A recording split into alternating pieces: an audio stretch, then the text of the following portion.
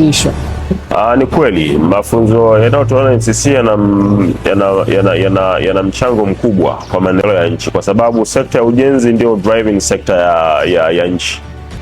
Tunapozungumzia ujenzi na kusema barabara, majengo, kama tutapokuwa na ujenzi ambao ni hafifu, ni mbovu, it means hata maendeleo ya nchi yataweza kurudi nyuma.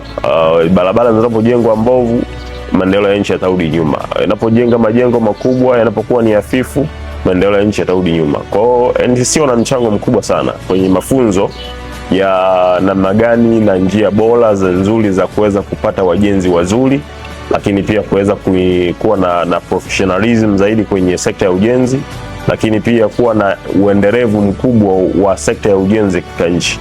Na hayo ndio yataweza kututoa katika njia nzuri ya kuweza kutoka tulipo hapa kwenda kufikia malengo makubwa ya kiuchumi.